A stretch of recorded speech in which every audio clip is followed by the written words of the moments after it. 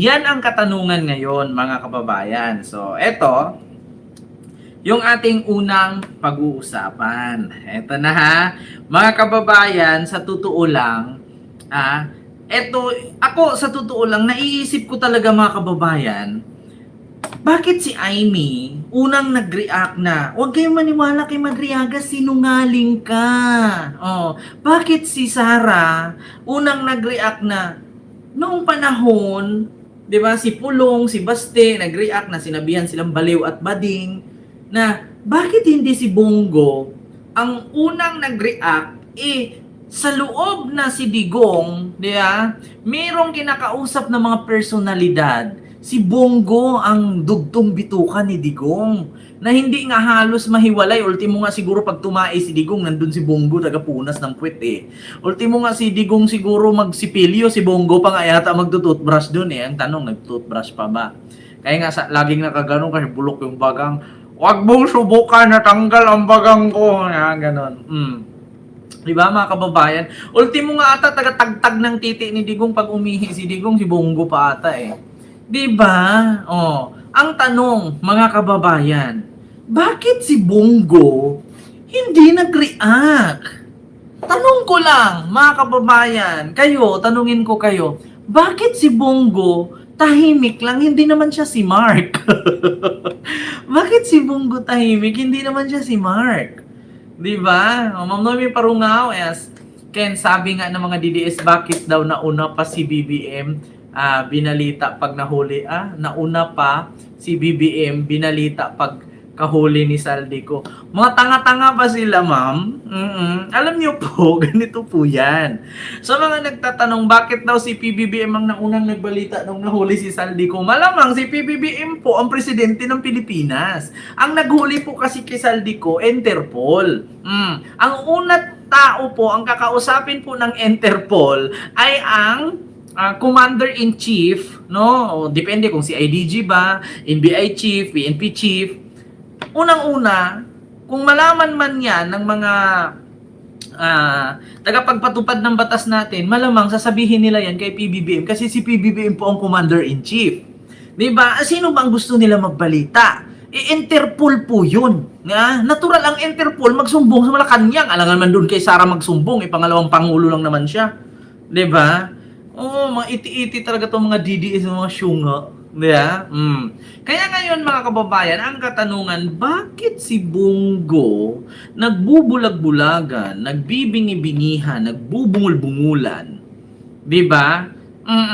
Na hindi man lang siya nag-react sa mga sinabi ni Madriaga na binigyan si Madriaga ng motor ni Digong, binigyan ng 25 million, inabutan ng pera ni Digong. Kasi di ba mga kababayan, bago i-release ni Digong, dadaan kay Bongo? Sige nga, tanong ko lang. Di ba mga kababayan, kung mag-abot si Digong ng pera, di ba si Bongo, kay Bongo dadaan, kaya nga nagalit si Basti kay Bongo eh. Di ba? Tanong ko lang, bakit si Bongo hindi nagsalita? Bakit mas nauna pa si Aiming hinay blood? Bakit nauna pa si Aiming nagsabing sinungaling? Di ba kung nagbigay man si Digong ng 25 million kay Madriaga, di ba dapat si Bongo ang mag-abot din kasi si Bongo ang assistant, si Bongo ang secretary, si Bongo, di ba dadaan dapat kay Bongo lahat yan? Mga kababayan, malaki ba ang papel ni Bongo dito? Yes! Kasi di ba bago matanggap ni Madriaga yung 25 million na yan ay dadaan muna siya kay Bongo? Di ba bago na matanggap ni Madriaga yung mga utos na yan, di ba dapat nandun si Bongo laging katabi ni Digong? Mga kababayan, ngayon sabihin ninyo, na hindi. Ma'am Sally Rugay, hello po ang kay Ronaldo Gonzales and kay Ma'am Yula Lawrence, hello po. Di ba mga kababayan, tanong ko lang, sabihin niyo sa akin ngayon na hindi totoo. Di ba dapat nadaan muna kay Bongo? Bakit mas nauna pa si Aiming nagngalngal? Bakit mas nauna pa si Aimee na nagsabing sinungaling si Madriaga? Bakit hindi nila pasalitain si Bongo? Yeah? Fernandina Lopez, maraming salamat po ma'am sa yung super sticker or palipad, thank you so much po. Sir Kendry, di ba? Oo. Hindi ba kaya yung 25 million na ibinigay ni Digong ay 30 yun, kinupitan ni Bongo ng 5?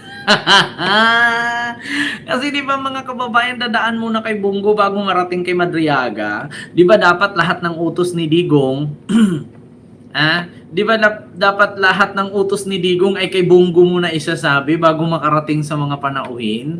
Oh, di ba hindi ba kaya yung 25 million na inabot ni Digong kay Madriaga, di ba dapat 30 yun? Baka kinupitan ni Bongo ng 5 kaya 25 na lang. Michael Villarin, hello po sa iyo, sir. And kay Ernil Santos and kay Ruth Perez. And may love shout out po. Di ba? Ngayon lang kita nakita, Sir Michael. Ma'am Swarso Livin kay Nicia Leonor. And may love shout out po. Di ba? Ma'am Catherine Digia and kay Ma'am Irene Villanueva, Ma'am Rosario Bizin, hello po.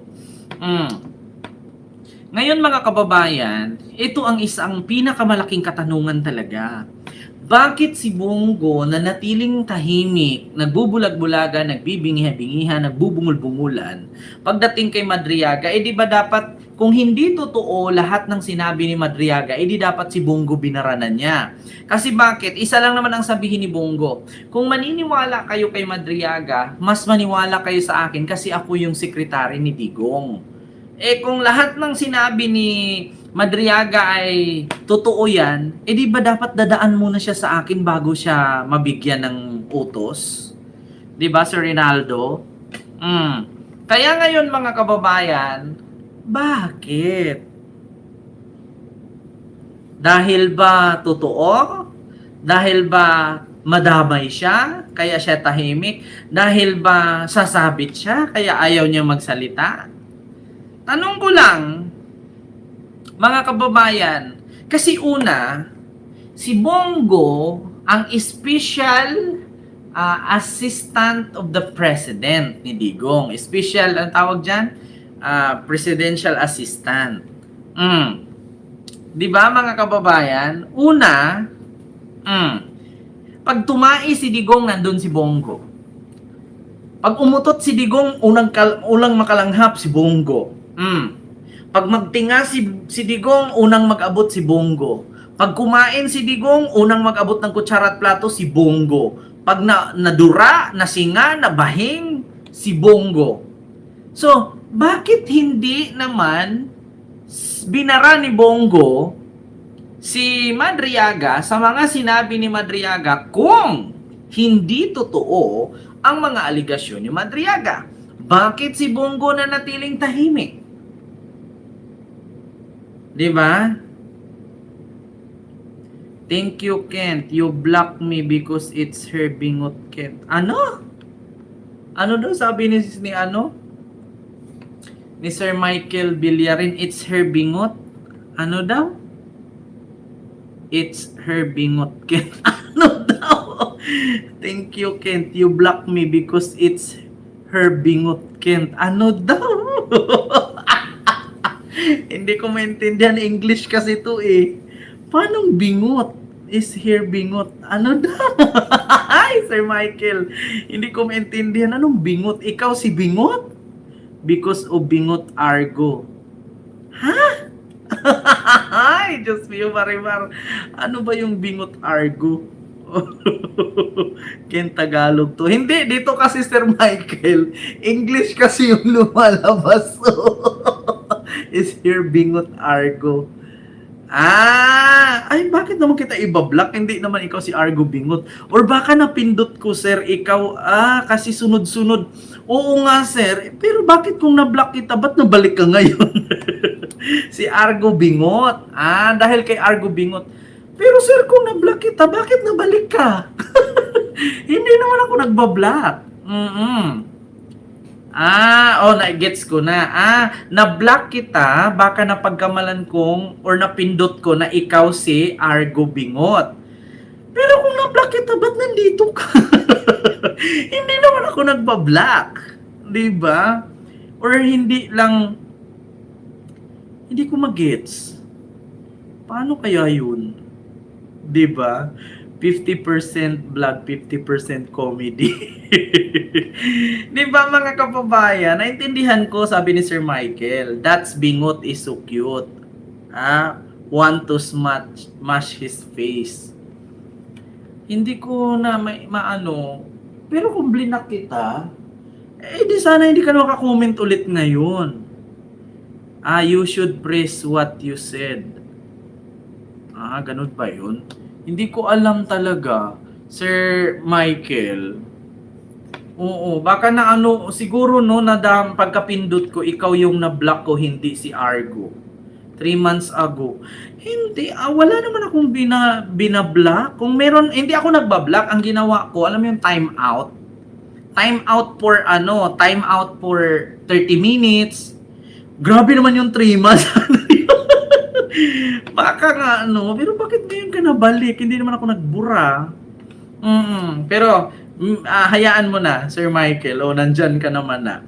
So ngayon, mga kababayan, yun nga, yung isa sa mga katanungan ko, bakit si Bongo hindi nag-react at bakit mas nauna si Aimee, na ang sabi ni Aimee, sinungaling daw si Ramil Madriaga.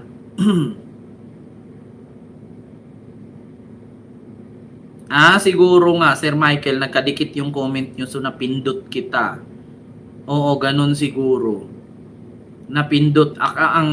Si Bingot ang ibablock ko, ikaw yung napindot ko, parang ganun yata. Pero, hindi naman siguro. Basta, yun na yun. Oo, kung sakali man. So, ngayon, mga kababayan, so, yun ang una kong katanungan, bakit si Bongo hindi nag-react patungkol kay Madriaga? Lahat, ultimo, pagtain ni Digong, pag-utot ni Digong, paghubad ng brief ni Digong, pag-tulog ni Digong, pag-tumbling ni Digong, pang-mamanyak ni Digong, nandun si Bongo. So, imposible naman na lahat ng kilos ni Digong ay hindi alam ni Bongo. So, do you think ba na makipag-usap si Digong kay Ramil Madriaga? Si Bongo wala? So sa madaling salita, kapag nagkita si Bongo at si Madriaga at si Digong nagbigay ng cellphone kay Madriaga, wala si Bongo? So, bakit nga ba? Jira Taiwan, hello po sa'yo. So, ang tanong ngayon mga kababayan, ayaw lang ba talaga ni Bongo magsalita dahil takot siyang madawit? Or ayaw lang talaga ni Bongo magsalita kasi baka sangkot din siya? Ngayon mga kababayan, speaking of sabi, di ba? Ma'am Suarzo Hulibin, hello po. Sabi ni Ma'am Winnie Fair, hello po. Sabi ni Aimee Marcos, sinungaling daw ang sabi ni Madriaga na may term sharing. So ito, meron akong video na ipakita sa inyo na meron talagang usaping term sharing na hindi ginusto ni PBBM at hindi pumayag si PBBM. Pakinggan ninyo ha. Ito yung sinabi ninyong term sharing. Ayan na. Sa pagbisita naman ni Presidential Aspirant Bongbong Marcos sa Batangas kahapon, sinabi nito na hindi siya sang-ayon sa suwestyon na term sharing. UNTV. I don't think that is that's not a good formula for stability. The reason why it is 6 years is because we want some stability in the policies of government. And if we change government every 3 years, which is effectively what the term sharing scheme you're saying will do, then purong-sulong na naman tayo. Hindi rin siya aatras sa kandidatura sa pagkapangulo at hindi rin opsyon sa kanya ang pagka-vice-presidente. Kasunod ito ng paglutang ng balita ng tambalan nila ni Presidential Daughter Mayor Sara Duterte Carpio. Sa pagbisita naman ni Presidential Aspirant Bongbong Marcos sa Batangas kahapon, sinabi nito na hindi siya sang-ayon sa suwestyon na term sharing. So ngayon ninyo sabihin na hindi totoo ang sinabi ni Ramil Madriaga. Meron ngang sinabi si Ramil Madriaga na pag hindi tumupad si PBBM sa sinabing term sharing, either lasunin siya or ipapatay siya or maggudita.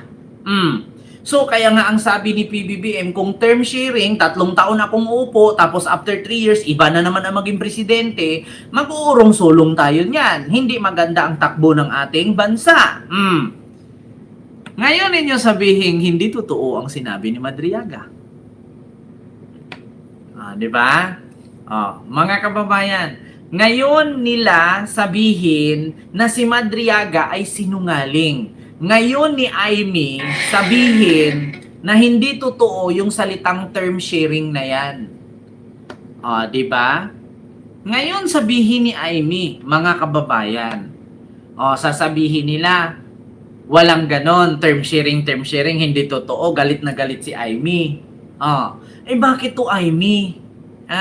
Anong sabi dito sa balita? Na ang sabi nga ni PBBM, kung ipapatupad natin yung term sharing na yan, na every 3 years, ngayon, ako yung uupo na 3 years, tapos next 3 years, si Sara naman, so mag-uurong-sulong tayo, walang mangyayari sa ekonomi sa ating bansa. Hindi maganda ang takbo ng ating bansa. 'Di ba?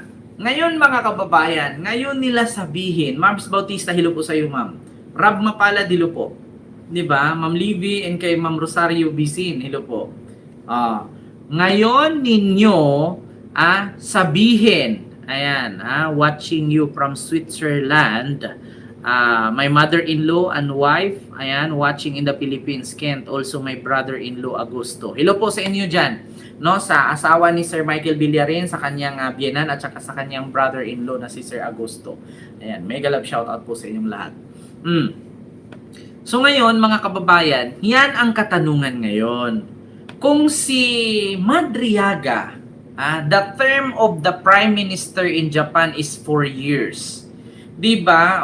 Term sharing is nonsense. Diba? Kaya nga sabi ni PBBM, kung every 3 years, halimbawa, manalo siya ngayon, sila dalawa ni Sara, uupo siya ng pagiging presidente sa loob ng 3 taon. Tapos after 3 taon, si Sara naman yung papalit sa kanya, siya naman yung magiging vice. Kasi term sharing eh. So ang mangyari daw ng ating bansa, urong-sulong. So walang patutunguhan yon. Kasi yung ginawa mong advokasya for 3 years, no, kasi sa totoo lang mga kababayan, si Sara na nga mismo nagsabi, yung 6 years hindi kasya, kulang, kailangan 30 years.